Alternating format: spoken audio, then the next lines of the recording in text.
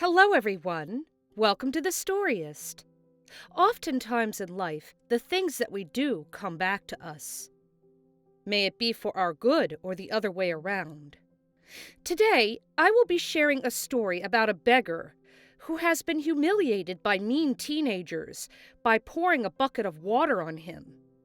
Stay until the end of the video to see what happened to the poor beggar and the mean teenagers. Carlos had been living by begging for alms all his life. He was born to a poor and abusive family.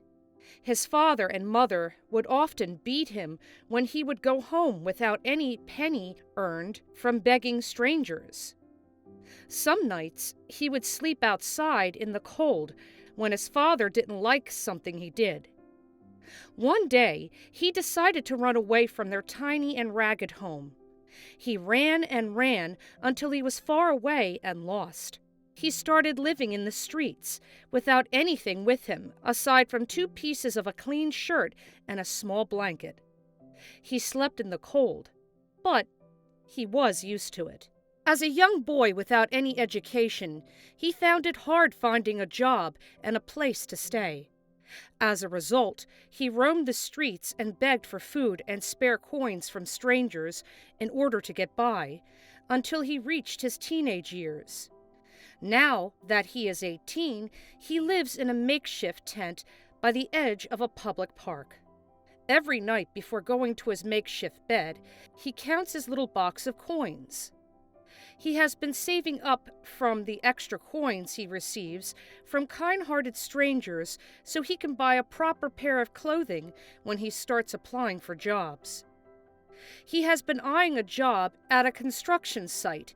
As he finally turns 18, he is now preparing for an application. All of Carlos's belongings are hidden inside the backpack that he brought from his home when he moved away.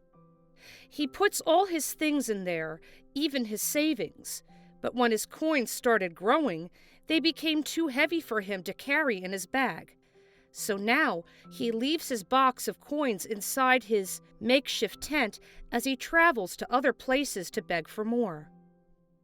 One day, while he is away asking strangers for some spare coins, a group of teenage boys are biking inside the park where Carlos's tent is located.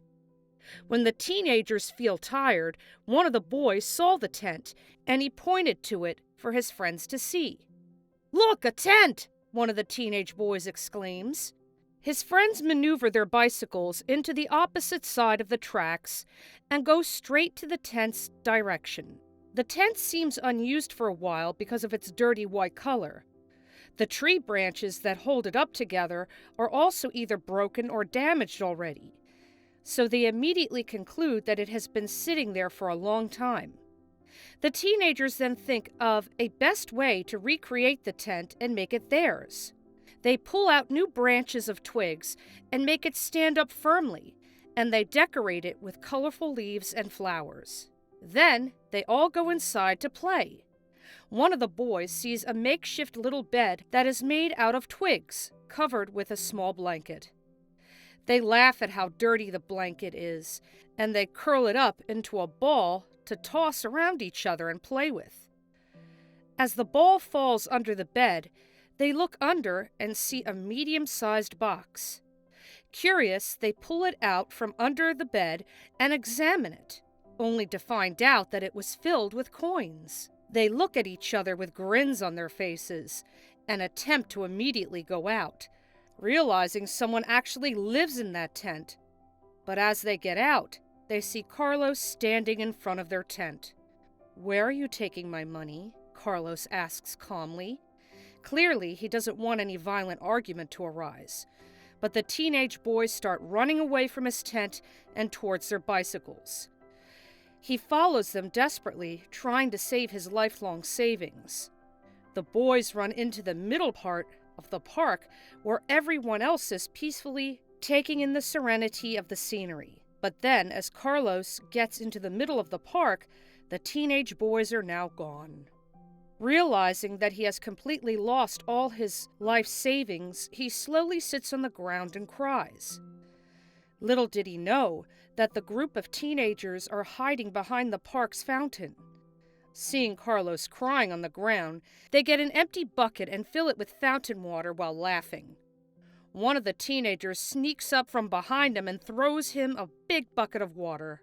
Surprised, he promptly stands up while the boys run away fast from the park. The whole moment is being recorded and videotaped by dozens of people inside the park who witnessed the terrible deed the teenagers did to Carlos. Still crying, Carlos walks back to his tent, soaked in water. After a few days, Carlos wakes up inside his tent, surrounded by flashing lights and a lot of people. As he steps outside, he sees a trail of photographers and journalists lining up outside the park, and they are shouting his name. "Carlos!" shouts one of the photographers, as the others follow. The cameras keep on flashing, and blinded by the lights, he walks deeper into the park. A guard in the park approaches him and explains to him what is happening. Turns out the video of him the other day crying in soaked clothes went viral, and now everyone wants to help him. People online offer to provide him a place to stay. Some offer to give him huge sums of money, while others want to help him in his education. He can barely believe what is happening. Just a few days ago, he was crying in the middle of the park, grieving over the money that he had lost. Now everyone else sees him as an inspiration and are moved by his video, and everybody wants to help. As for the teenage boys who maltreated him, they went viral as well.